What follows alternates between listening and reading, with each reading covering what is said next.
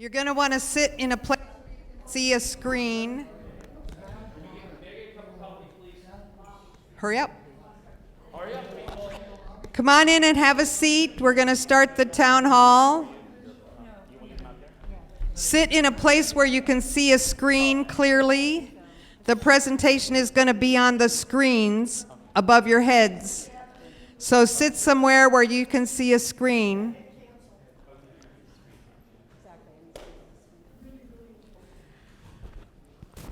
Do we have everybody on Zoom?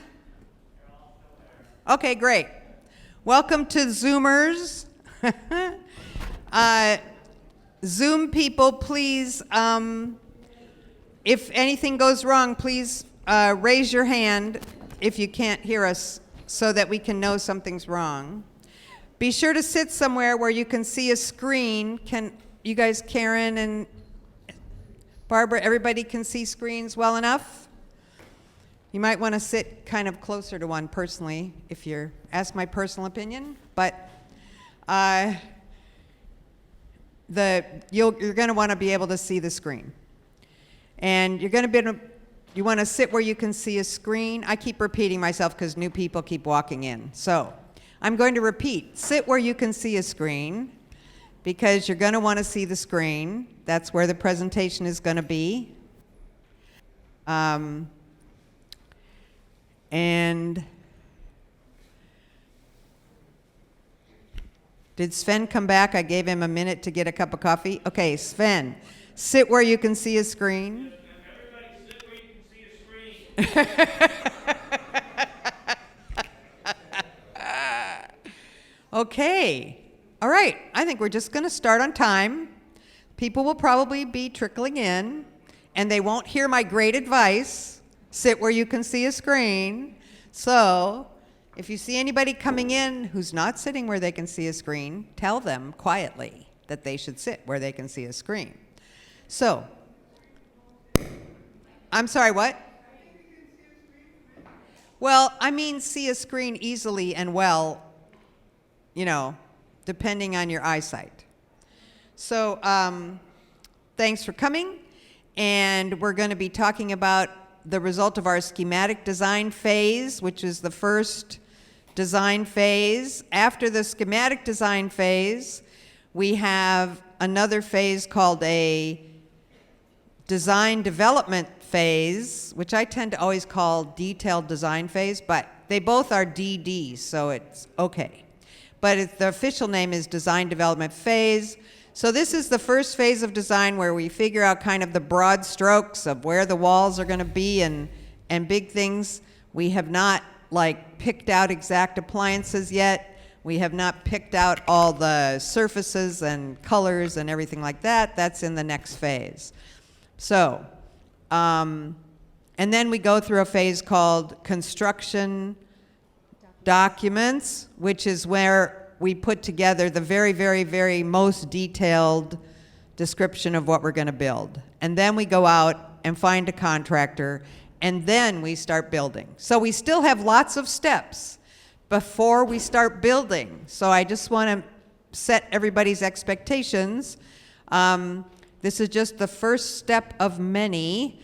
We, as you all know, I believe, we suffered a long delay waiting for the county to determine whether or not we needed to build a commercial kitchen. So we did finally, just a couple weeks ago, get the official letter from the county saying we are not a food facility, which basically means we're not a restaurant.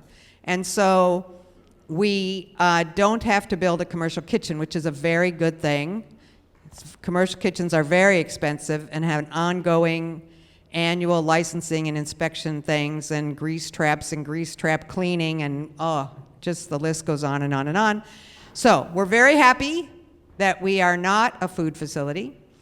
And so, but that did hold up our schematic design process. So with all that said, I would like to introduce our architect, Karen Payson, with Karen Payson Architecture and Design, and she will be showing us the results of our schematic design. Karen.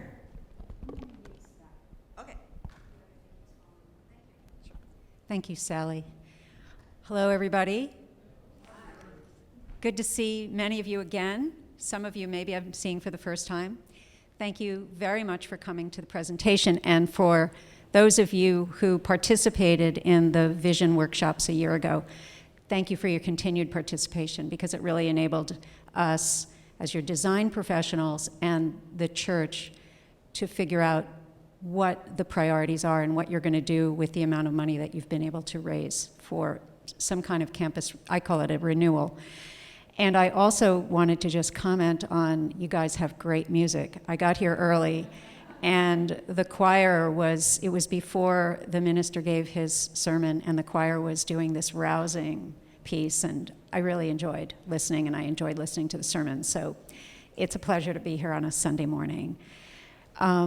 So I'm going to start talking about where we've come to. Kevin, could I have the first slide, please? And actually the second slide. So what we call the scope of work, so from the vision plan, analyzing your priorities, seeing what the fundraising was able to yield, we've developed a program which is the kitchen, the kitchen, the kitchen. It's a really big part of what we're doing here. I know it was the seed of this entire effort. We're also bringing in new HVAC into this building, as well as into the minister's building. That means that you will have air conditioning. And we are also electrifying the campus.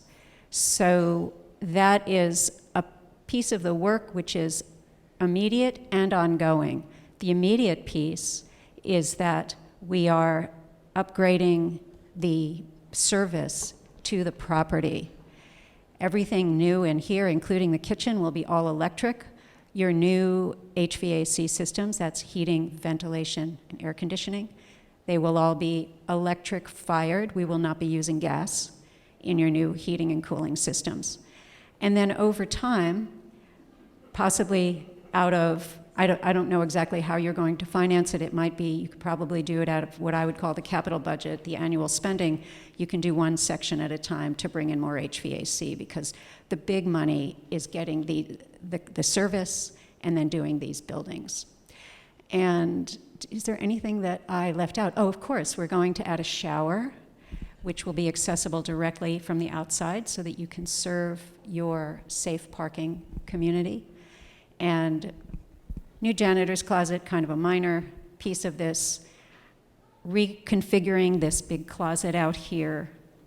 And I think that's pretty much, and 10 EV chargers. Excuse me, I have to look at my own document. It should be in my head, but I've got a lot of stuff to talk about today. So it's quite a bit of work that we're going to embark upon, that will have a material improvement in how you occupy your important, from an architect's point of view, your very special Joe Esherick campus, this beautiful building, this beautiful room. Could I have the next slide, please? So thank you to the team, the members of the task force, and of course, all of you who are not necessarily on the task force who've participated. We're also working with FTF, structural engineer. We're working with Point Energy for our mechanical engineers. They are one of the absolute top mechanical engineers in the country in developing sustainable energy systems. They're the best. They're here in the Bay Area, and that's why I brought them on board. Could I have the next slide, please? Is there a way for you to move the, great, thank you, thank you, thank you. The scope of work, so what this plan shows, and after this meeting today, we will distribute a PDF document to Sally to distribute, I presume, for anybody who wants to see it, because it's really hard to read from here. Get the whole campus on there. This diagram is really just showing you where the work is. So we have the 10 new EV chargers. That includes 2 dedicated spaces for accessible parking that have EV chargers. They're different.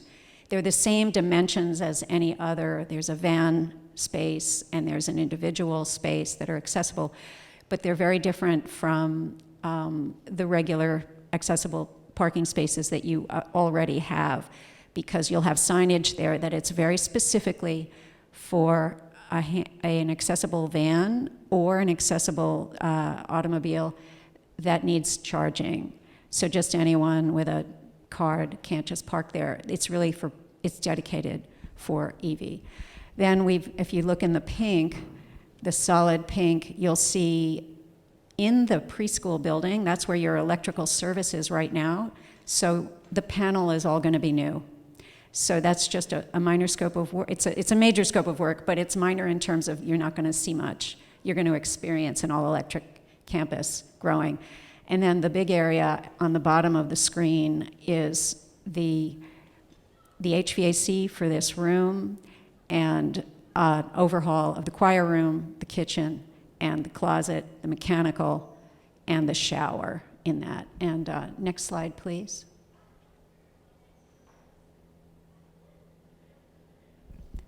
And it would be good to get this one out of the way, get the text out of the way, please. So we've had a lot of back and forth with principally Sally, because Sally's leading the task force. We have not selected final equipment. This is schematic design, but it's useful to take a look at the kinds of equipment that are going to go into this room. The kitchen committee has asked for double oven, stacked ovens into a wall situation. The committee has asked for a commercial dishwasher, which is the box on the right there. You have one refrigerator, we're going to reuse it. We're also going to buy another refrigerator. And we're looking at, except for along the kitchen wall, and I'm happy to take your questions when I'm done with presentation, all of the other tables will be solid stainless steel, commercial kitchen type equipment. It's not a commercial kitchen, but we're using commercial equipment. It's more sanitary. And then you also don't have to deal with custom kitchen design and having a lot of wood surfaces, although we will have some, and I'll talk to that in a few minutes. Independent cooktops, and even where we've got the cooktops and we've got the wall oven, that will be into a more conventional wood type cabinet that's painted, but it will still have a stainless steel countertop. And you'll have a pantry there. The pantry is wire cabinets. It's also where we found a place to put the new electrical panels for this building. They have to be indoors. So you'll be able to store all kinds of stuff. The idea now, I just took a quick look at the kitchen again before we started, and I was thinking, big piece of this is to clean it up and keep it clean. And so everything has a place. And the pantry will enable you to have fantastic storage that's outside of the workflow of the kitchen. And we're also going to have a stacked washer dryer adjacent to the kitchen, but accessible to the hallway. So you're not going through the kitchen. You're going, the laundry will all be done inside the hallway.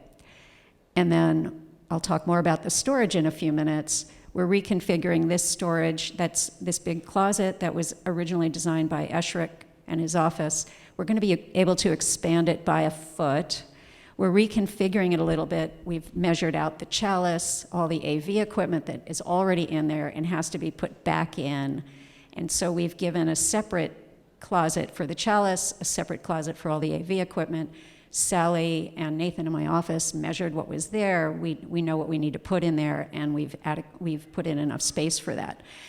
We'll have a small janitorial closet. Even though I know you've got large janitorial in another building, it's really great, and particularly next to the kitchen, it's really good to have janitorial in the building, accessible, quick. And then new mechanicals. And most of the equipment for the new mechanicals is going to go outside. We've got a conceptual plan I'm not going to show you yet about where pieces will go, because it all needs outside air. And let's look at the next picture, and the shower, of course. We're reconfiguring the choir room. The choir committee pretty much told us what they want, what kind of equipment they want, and where they want to put it. So that's what you're looking at here. Oops. There you go.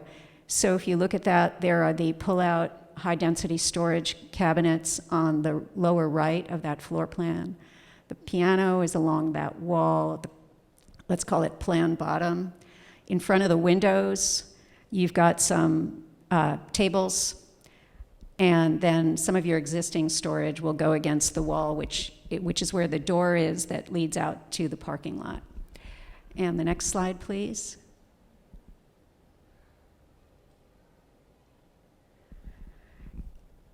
I mentioned about the closet and the slight reconfiguration of the closet. The idea in this closet, part of it, you've got great depth there, and the chairs have not been identified yet or purchased yet, but the idea is you'll be able to get, if not all, certainly most chairs on stackable dollies into that cabinet. The reconfiguration also has to do with the face of the cabinet. It's made out of redwood, it's original.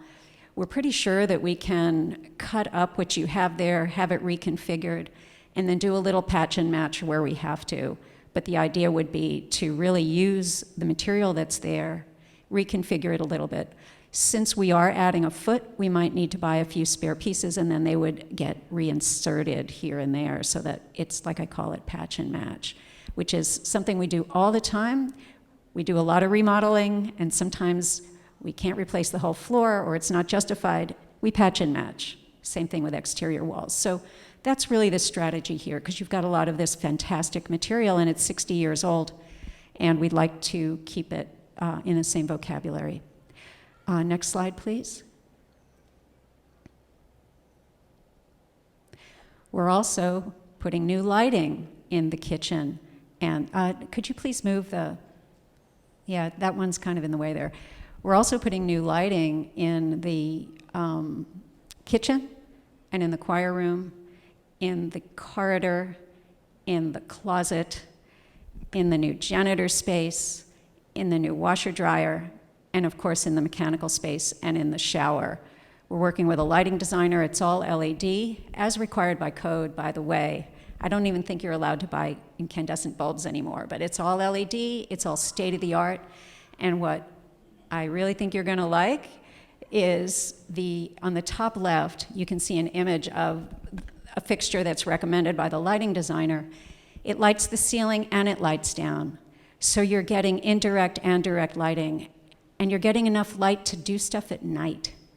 So, you've got nice natural light in these buildings, but it's not enough at night, and it's certainly not enough in the winter when you start losing light at 2, 3 o'clock in the afternoon. So there's going to be a lot of light in the kitchen and in the choir room. The light on the right top next to the up-down light is for the choir room. Very bright, like I said, like an office building. You can work well at night, you can read stuff. The light to the right of that is for the kitchen, proposed for the kitchen. It's ceiling mounted, and it lights down and it's diffuse, so you won't be standing in your own shadow. Again, you can work at night, you can work in the wintertime, in the late afternoon. There'll be plenty of light. In the corridor, there's an image there of a sconce. That isn't necessarily the sconce, it's an idea. The idea is you light the wall, but you also create enough illumination for the room. It should be compatible with this vocabulary of this 1958 building. It should look good against redwood, meaning it should also reflect nice light against redwood. And I went to undergraduate school at Berkeley, and Joe Esherick was dean at the time, and I'll never forget him. It was one of the things I remember of my undergraduate education was a lecture by Joe Esherick in which he showed us images of a couple of houses at Sea Ranch, and he talked about, and he was showing, if any of you have been to Sea Ranch, it's all redwood, inside, outside, the older homes. And he showed us images of how he brought the window to the corner and how the natural light was reflecting warm light off of the redwood. And it's the same with artificial light. The color of the light is different. But if you have enough light, and measured light, you'll get a nice warm glow in there. And the idea is also to make it a little friendly by using a sconce that is not institutional, that feels friendly, warm and fuzzy. And in the closet, in the shower, in the washer dryer, in the janitor's closet, these are very utilitarian fixtures. They get the job done, though. You're going to get enough light, and they don't need to be pretty, they're not ugly. You're not even going to see them. What you're going to see is whatever it is you're there to do, and you're going to say, oh, there's enough light here. And then it'll just become routine. Next slide, please. So I have a couple of images of the kitchen, and they are images of what it could look like. As Sally mentioned, we haven't fixed the finishes, we haven't fixed the colors. But I want you all to see like how your kitchen can be transformed and how it can feel and how it's going to operate. So you're going to have a really nice big window out to the side where you now usually set up for your food. We're also, when you've got your community meals, you'll be able to bring food in and out of that door. You'll also be able to hand plates out through that big sliding window, or coffee out through that big sliding window. And it also then takes the pressure off. I've been here after services when everybody's packed into that corridor there. It takes a bit of the pressure off. So the access for your Sunday morning coffee will not be by going into the kitchen or crowding into the corridor. It'll be outside. And you've got the covers. If it's drizzling out, I'm sure you'll make do and figure that one out. But the idea is that you're serving from the kitchen to the outside. This is such a great climate. And you can see, as I tried to describe on the right, you'll see where the cooking happens. And I had a couple of boards printed, this one, but also one with people in it. So I wanted you to look at this one and then a blow up I'm going to show you in a moment, so you can see the stuff that's in the kitchen. But we also have a board out there that is the exact same drawing, but it shows people in there. It's animated, so you can get a sense of what it's like to be in that space. And on the right there is where we've got the cooking area, and because of the nature of the equipment that the kitchen committee has asked for, it's not an easy task to put that into commercial stainless steel tables, so we're proposing some kind of wood or MDF constructed cabinet with a washable surface so that you can very easily keep it clean. Because it's not legally a commercial kitchen, you're allowed to do that. It doesn't have to all be seamless. Next slide, please. And so this was at Sally's request because there's a bit of an optical illusion in the previous drawing. And to zoom in to see, you'll see on the right here, so you see the window, and on your right, you see the cooking area, and right in front of you is the prep area. But then also, behind the cooking area, there's this reflected surface, and that is that behind the cooking area, we're proposing just a sheet of stainless steel, backsplash all the way up to the bottom of the hood. So you've got a stainless steel countertop, stainless steel hoods, and a stainless steel backsplash where the cooking happens, because it gets pretty grody. And that's very easy to keep it clean. And it's much cleaner than using tile, for example, because there's no grout, it's just smooth. And that's the one place where I really do recommend that kind of surface on the wall. You'll also see some pretty bright light. There's at the top above one of the hoods, you see kind of a parallelogram, and then down below on the cabinet, that's coming from the skylight. So the renderings are all done, let's say, scientifically. The sun angle is projected, a certain time of day is projected, so you might actually really see this. And another thing that I noticed when I was in there just now is that these beams are exposed in the ceiling. You're not seeing the actual structure, but you're seeing around them. And we've drawn it with a flat ceiling. That's something we can decide later. We can do a flat ceiling. I think it would be nice to do a flat ceiling. It'll be cleaner. But we can look at that even as we're doing bidding and we're looking at construction. That can be what we call an add alternate or a deduct alternate, and that we do it or we don't do it. But we will be opening up the drywall just to do the power. So we're gonna be probably replacing the drywall. So it's just something that I noticed just this morning when I took a peek in there. Could I have the next slide, please? Finishes. These are recommendations based on what we think will be clean, bright, friendly, particularly, and they reflect, except for the bottom right where I'm showing cork, and I'll get into that in a sec, they reflect what we are showing you in the renderings. So when you look at the left, that's flooring, just below that is stainless steel. Below that, and we've got physical samples on a board out in the hallway so you can really see, because looking on the screen is totally different than what you see when you see a thing and you touch it. Because we're scanning it, that's a PDF, I don't know what your screen settings are, it changes. And then at the top right of the materials columns, you see 4 colors. Well, believe it or not, all of those are called white. And when you see the actual samples, they'll look quite different than what you're seeing right here. So I didn't want anybody to get fixated on, I don't want that, it's not necessarily, we don't actually pick the final colors until the new drywall is in place and primed. One of the last things we select in this entire process, which is, a year or 2, is the paint color. But we have an idea, we say there'll be some whites. And often the white on one wall is different than the white on another wall. And then on the ceiling, it's usually a little bit lighter.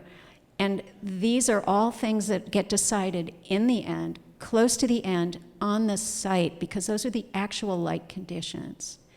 Below that, we've grabbed a sample of wood that in color and texture more or less resembles the redwood that's in the hallway. And it's really there for reference because, for example, on the closet, as I said, we're going to have to patch and match. That's what we do. We're going to we'll probably in the end, if we have to patch and match and we don't have enough material, we'll take a piece of that material, the builder will take a piece of that material and go to his sub who's making the thing and say, this is what I need. And so it's really there for reference for you to see this is a very strong piece of the character of this building. It's that redwood that's more than 60 years old, 65 years old at this point.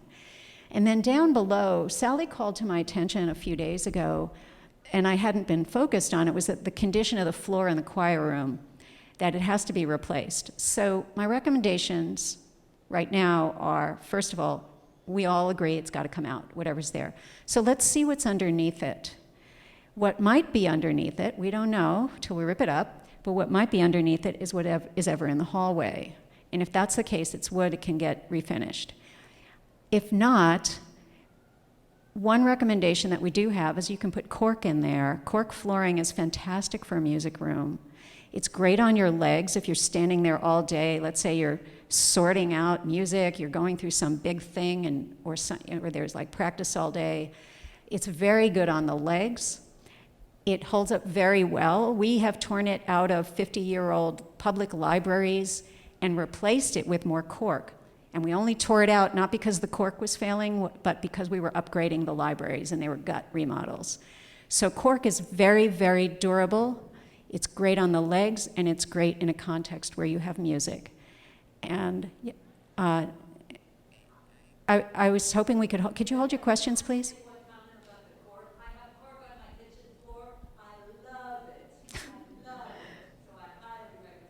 Great, thank you. It's a great material, and it's back. It was big in the 50s when this building was built, and we've been using it again in the last 15 years.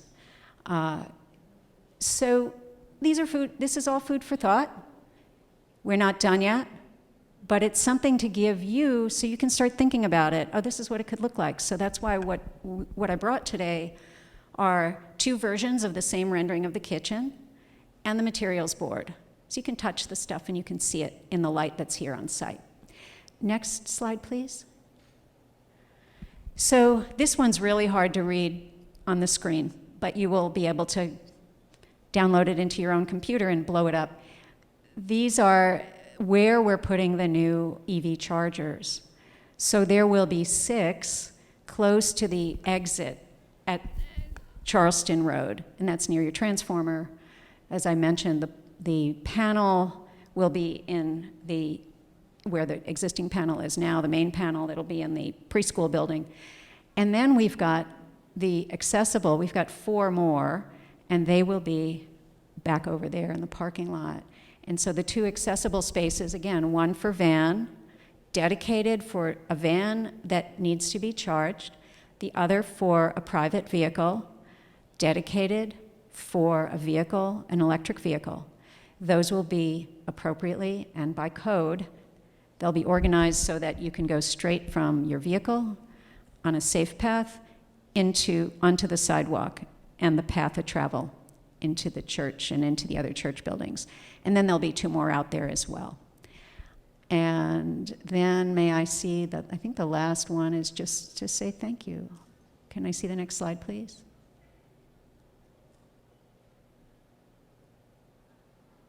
And that's it. So thank you, and I'm happy to take your questions and have an open discussion. I think we have a hard stop at 1 o'clock. And this mic needs to go on. Is this on? This is H1? H1? Oh, good. Okay, so. Oh. Okay, so you need to use a mic to ask a question. Anyone have a question? I'm sorry, what? Do the online ones first? Okay, all right. What is mechanical? Mechanical equipment it's a general term for things like heating system, air conditioning system, fresh air. So they're probably asking about the mechanical closet, which is the closet where all this equipment goes, including the hot water heater. That's right. So actually, all the mechanical equipment will be outside, and we're trying to locate all of it along this entry driveway and out of the way of the windows. Of course, out of the way of the windows. The only mechanical equipment that will be inside the mechanical closet will be the hot water heaters, and there'll be 2 new hot water heaters. And the reason for that, well, the hot water heaters need to be inside. But the equipment, the nature of the equipment that we're installing needs outdoor air, and it needs a certain amount of space around it, and that's why it's going outside. It's not pretty, but it'll be over there where you're not hanging out. You'll drive past it. Okay. So Marilyn Austin asks, how does food get from the kitchen to the fireside room? It still gets there the same way it gets there today. So on a cart, out the door that's going to be there's a door in the kitchen facing the hallway as well. So there are still 2 doors to the kitchen. One to the parking lot, one to the hallway. So to get to the fireside room, we'll be rolling carts out that doorway in the hallway to the fireside room. The only change is the kitchen door will be closer to the fireside room. The door to the kitchen from the hallway is moving. So it'll be actually closer to the fireside room. In the new setup, is there the same amount of storage? Are we talking about kitchen storage? I think in the new setup there's more kitchen storage. I believe there's more kitchen storage because that pantry is totally dedicated to storage, and it'll be as high as we can reasonably make it. Usually those pieces, they're about 72 inches high. And so it's all storage. And then some of the pieces that are stainless steel tables, commercial type kitchen tables, they have a shelf underneath them. But remember, if you want to keep stuff clean, you put stuff there that's used a lot or that's completely enclosed in some kind of container. And that's why we have the separate pantry. Things will be able to be isolated in a clean space.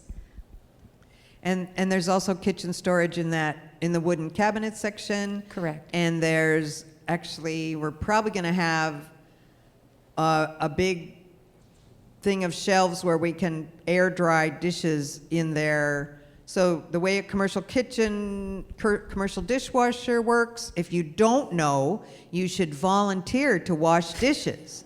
Because if you volunteered to wash dishes, you would know how it worked. Anyway, you put stuff in a big tray and you stick it in the dishwasher and it gets sanitized, and then we can stick the tray in a shelf next to the dishwasher for it to dry. And that's the way we've laid it out, with that corner next Yeah. to the dishwasher. Yes. Okay, so will the current toilet and sink be removed from the kitchen area? Yes. The current toilet and sink will be removed from the kitchen area. There will be no toilet or sink in the kitchen area.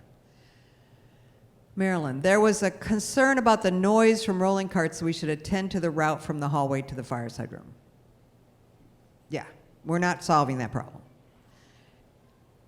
Anything else on chat?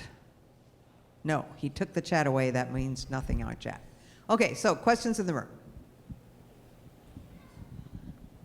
I really like the design. You had the kitchen with those the tables in the middle. They almost look like you could move them if necessary.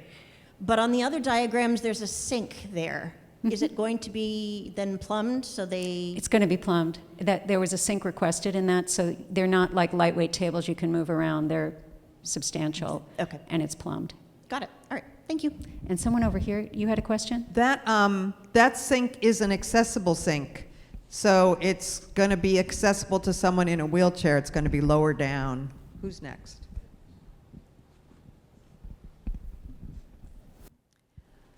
Will the, excuse me, will the new HVAC system be a heat pump? Essentially, in layperson speak, yes. Okay. It's complicated, but yeah, you can think of it as a heat pump.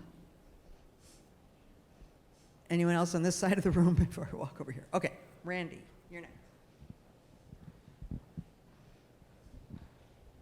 For the EV stations, are they going to be open to the public, and will there be a fee to use them?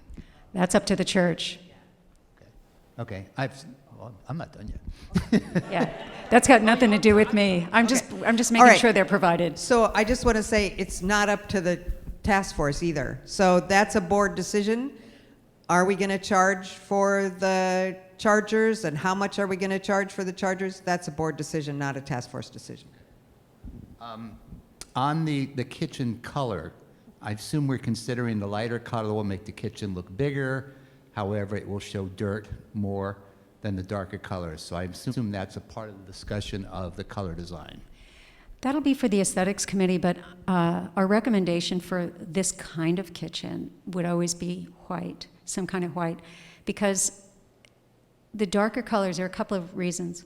When you have a lot of natural light, which is what you do have in there, darker colors create glare, and it's harder to see. The best place to put dark color is in a room with no natural light.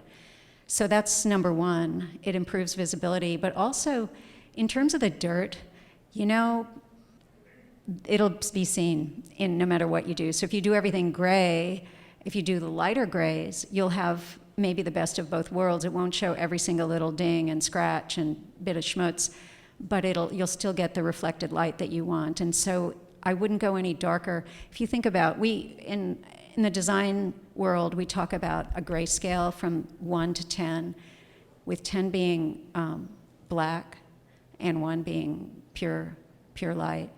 And so as long as you stay between 1 and 5, you're probably okay. I would stay closer to 2 or 3. But that's something that we can look at as we move down the line.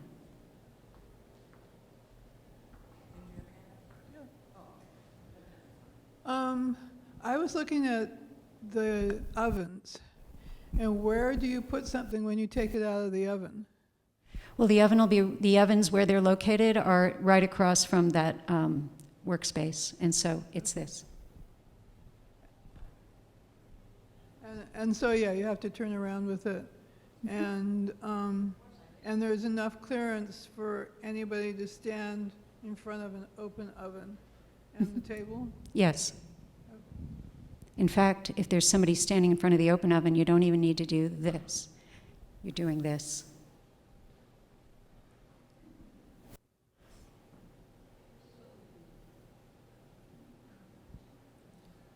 Okay, Christy?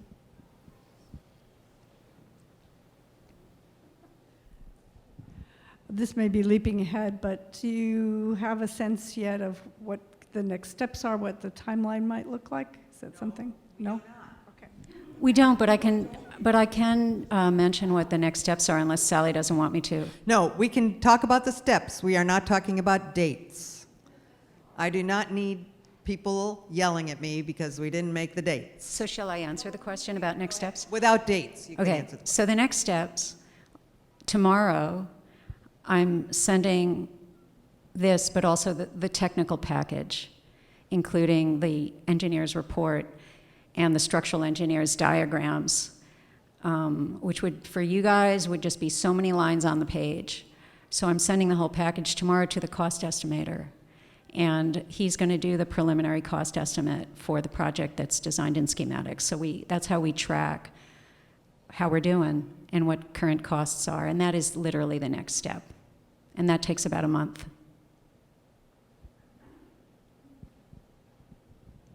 Okay, so currently the audio visual committee has 2 closets in the back that are where the chalice one is here, and then 1, 2 down. So what you're showing is a reduction in space of more than half, which doesn't work for us, unless the chalice closet also continues to hold our audio equipment. So what is the plan for that closet? We're making the chalice closet smaller because it's going to carry less stuff.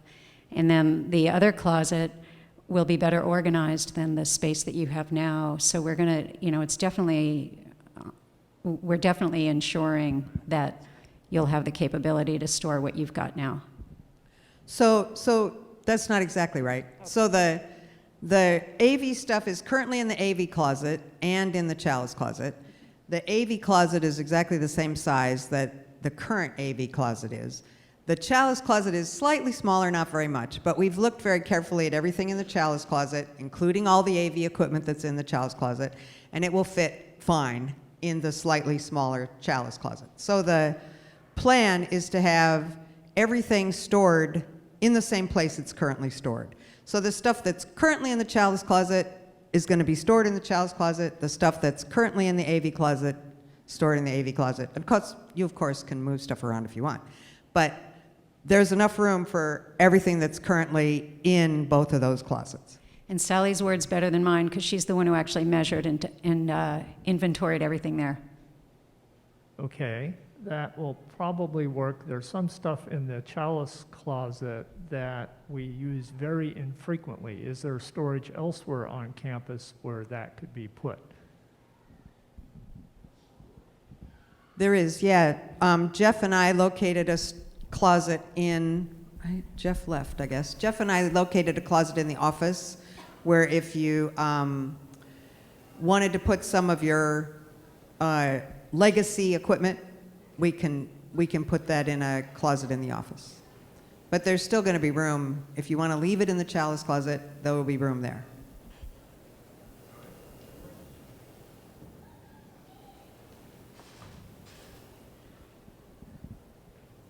Hi. You mentioned the structural engineering. I'm just curious, and have you taken into account the weight in the choir room for those cabinets? And there's a lot of weight on there for the structure of the floor. Well, the engineer hasn't looked at that because it was additional. We did it earlier scheme, which would not have required structural engineering. We were requested to do 120 linear feet, I think, of music storage. We provided it. The new equipment looks heavier, but what I've learned from talking to him, so that would be an additional service on the part of the structural engineer to work on that. However, what I learned from him when we were talking about where the makeup air goes, which would go on the roof, out of sight, is that based on the orientation, if you orient the equipment along enough of the rafters, you can distribute the weight appropriately. So you don't necessarily need that at this time. And so what that might mean that as we get deeper into this, that we can change the orientation of that, turn it 90 degrees. I just don't remember offhand which way the framing goes in there. I think it goes east-west.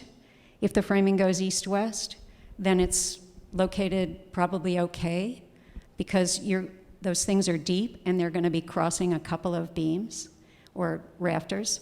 If it goes in the other direction, we might need to turn it 90 degrees. Yeah, they don't want to turn it 90 degrees. So if we don't turn it 90 degrees, we may have to do some. So you might have to do a little bit of framing under there, but it's not a big deal. Yeah. It's not a big deal. What he would probably do, as he talked about with the ceiling, where we're talking about the makeup air going on the roof, is he's just adding a couple of LVLs, and it just strengthens what's already there. So it's not major work, and it shouldn't require foundation work at all. Did we get all the, Edie?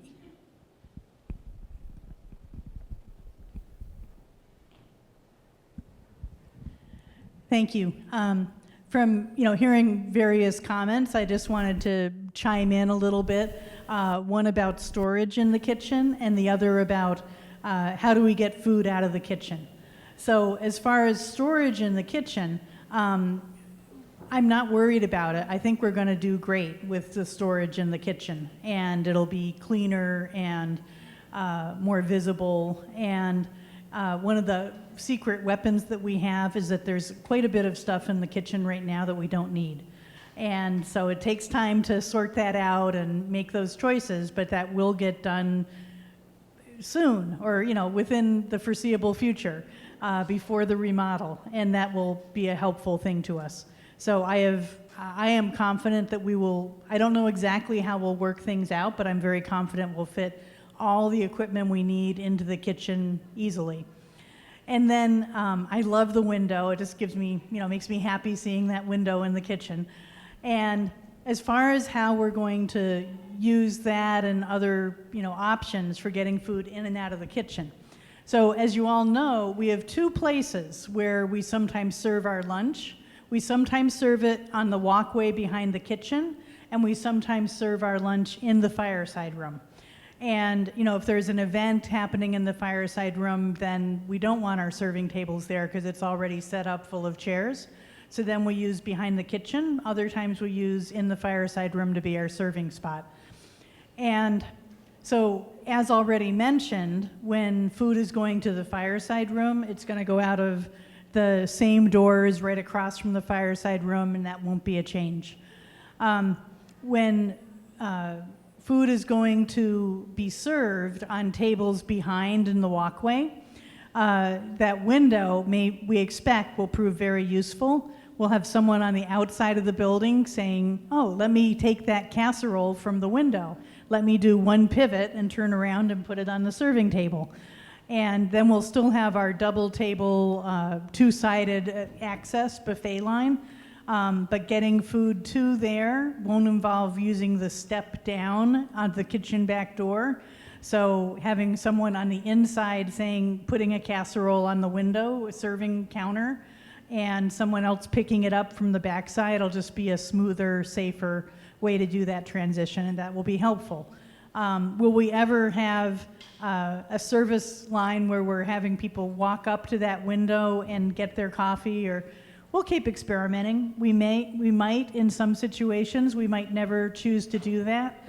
But even just for the light, that window is going to be great. And I think also for that occasional option of passing things through to get big casseroles and so on from the kitchen out to the back walkway serving area, it'll be helpful. So I'm just happy and optimistic, and our kitchen is a little bit going to be a bigger room. I'm not sure by how many feet, but it got bigger, and that's for the people who have bumped butts. Passing each other in the kitchen on different walkways around that aisle, having the kitchen get just a few feet bigger is really nice. Thank you. Any other questions in the room? There's someone over here. There's someone here.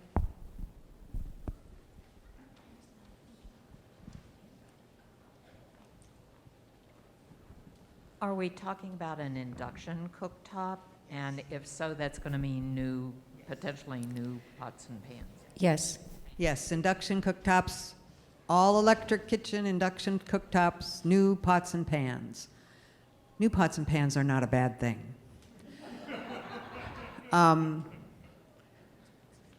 Did you have something? Yeah, I just checked that no one else had a first question, that's all. Thanks. I know that there's some issues with the HVAC and having separate controls for the choir room, kitchen, and the main hallway. I would like to make a plug that we do, in fact, make the investment for it, because over time, I think it will cut down the costs if we It's been designed that way. Perfect. Thank you. We took care of it. Okay, anything else? Yes, so clarify, the choir room's going to have a mini split unit with its own controller. The kitchen has some weird thing that the engineers call some weird thing. But the bottom line is, it also it is all separately has- controlled from this room. The kitchen is separately controlled. air tempering, right, or something? I don't know what it's called. That's a good way to, like And- I said about the heat pump, air tempering, that air works. tempering, I don't know. They use all these words. And then the main hall and the lobby is going to be on a thermostat with the heat pump, heating, air conditioning. And the additional thing that we haven't stressed here is ventilation. So we're getting fancy filtered ventilation also. So on those smoky days, close up all the windows, turn on the air conditioner, turn on the ventilation. We can meet in here without choking. And the choir room will have also an ERV. It's called an energy recovery ventilator. And one of the things, when I came here the first time, whoever gave us the first tour, I was with the whole team, gave us the first tour, said, well, we put a mini split in the library and it doesn't really work. And there's no ERV in there, and so there's no source of fresh air. So part of the design is that we also have a source of fresh air. So it's all being calculated. Yeah, I think what we don't say often enough is that when we're talking about new HVAC, there is a V in there that stands for ventilation. So like the new HVAC in the minister's wing will have heating, air conditioning, and ventilation, a new ventilation with filtered air. So new ventilation here, new ventilation choir room, new ventilation kitchen. It's all new ventilation too. I'm going to take some chat questions. Do we have the same amount of oven space as we do now? The ovens are going to be residential electric ovens. Other than that, we have not made any choices. We will be choosing the biggest residential electric oven we can find, I assume. But how it compares to the oven space we have is a little difficult because right now we have that giant monstrosity oven. And so we don't know if two residential ovens will be exactly the same. I'm looking at Edie and she probably wants to answer this question.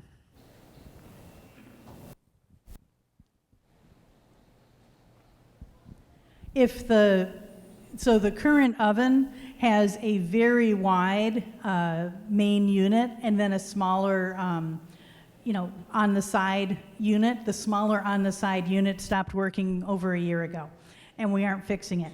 So when we go to two full ovens, each with two racks, residential style, versus only that one main one with the extra wide, I think it'll be about close to break even. There's a question about the window from the chat. The window does not face the fireside room. It faces the parking lot. So the window faces the, nobody can see me on there. Anyway, it faces the parking lot in the back. So the, you can see the cars there parked under the solar canopy way back there. That's facing the visitor lot and facing that sidewalk. Okay, ba-da-da-da-da. Anything else on chat? No. Anything else in the room? Sarah?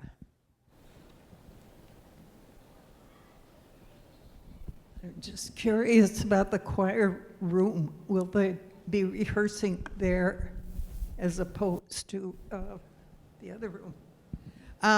The choir room is never going to be big enough for, we're not changing the size of the choir room. The size of the choir room will remain the same. We are laying it out differently. We're getting rid of that bulky closet where the choir robes used to hang. I don't know who remembers choir robes, but we used to have choir robes and there was a closet in there. We're getting rid of that closet, so that will give more room. And the music committee has laid out their,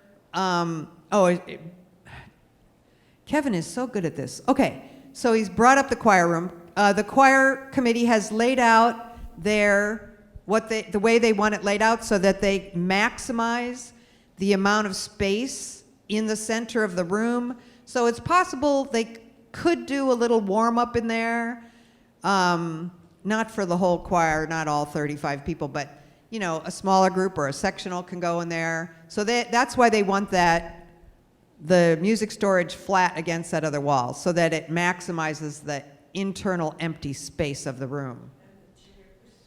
The chairs do not get stored in the choir room. Nothing else will be stored in the choir room. Again, this isn't really up to your architect, but it's been made very clear to us that we have that whole space to dedicate to the choir room because it will no longer be used for other kinds of storage. Yes, it's currently not being used for chairs. It stopped being used for chairs, I don't know how many months ago, when Jeff and Amy started their super clean up all the storage campaign, get everything out of the choir room campaign. So currently, where you have the reconfigured closets back there, there's a bunch of round tables that are probably 75 years old, and they're built really solid, and then there's a closet full of baskets and vases. I'm just wondering, where does that go? We're going to be getting rid of those giant, heavy, really difficult to use tables. So a lot of that space back there is taken up by these 10-foot diameter, super heavy tables that we haven't used in years, and so we're getting rid of those. All of the other stuff is not essential stuff. It will be stored elsewhere. We will reduce the number of vases we have. We don't need 67 vases. We don't need 150 baskets. So we will store those somewhere else, whether in the pantry or somewhere else on campus, I don't know. But we will be reducing, as Edie said, in the kitchen, and also in those closets. There's a lot of stuff in those closets we never use. So we will be reducing and storing somewhere else. So will there then be no round tables? There will then be no round tables. So if we want round tables, we can buy plastic foldable ones that are easier to store and easier to move, or we can rent round tables. But right now we don't have any regular use. I checked with the auction committee. They're fine with rectangular tables. They're the only ones who've been using round tables in the last few years. We used to use them for the Seder, but that hasn't happened in 15 years. I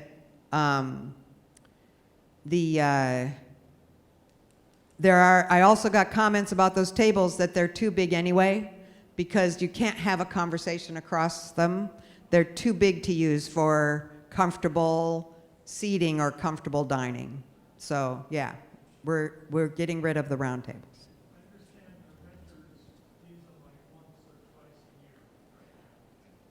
You understand the renters use them once or twice a year?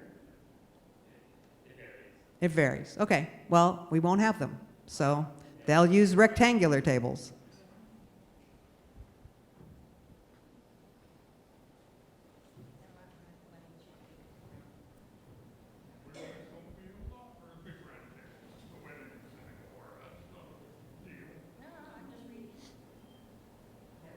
So on the choir remodel, just for clarity, with the window there, are we going to remodel that for a double pane, make it more energy efficient? It's not in the scope. If there's extra money, I think it's a great idea. None of the windows are in scope. So, well, it's new. Yes, but There are no replacement windows. there's no replacement windows in the current scope. That was certainly on the wish list, but that fell off the wish list quite a while ago. So currently, we have audio going back to the kitchen, which they listen to while they're preparing food while we're doing the service here. And I'm wondering what's going to happen to that? Is it all going to be torn out and then need to be replaced? That's correct, because it's a remodel, and when you remodel, you open everything up, and things that are legacy, that are redundant, get removed. Things that need to be retained would be dismantled and then reinstalled. Okay, and that would be the job of the contractors, or would it be required of the audiovisual committee?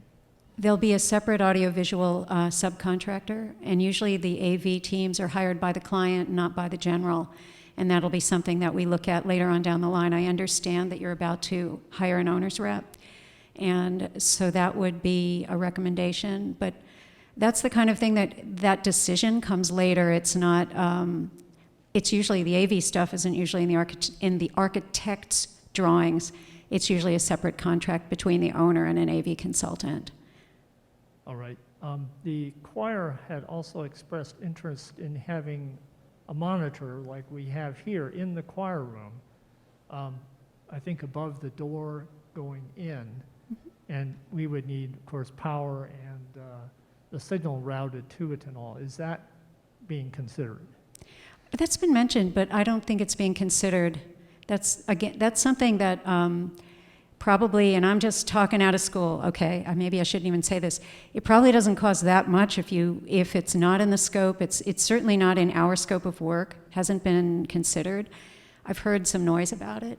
It's not a major item for you to raise some money from the choir to make that happen, though. But again, that would be part of the AV program. Okay, and that would be the choir's responsibility to do that, sounds like. Okay. Well, I'm just thinking It's about not in the scope. work. Yeah, there's actually no AV plans. So we're not planning to hire an AV consultant. We don't have AV plans, and we don't have budget for an AV consultant. So I think we can certainly consider these things. Like Karen says, if there's money, we have a list of things we would like to put in. If there's extra money, we can certainly put that on the list. And then we will have to prioritize that list of what to do with the extra money.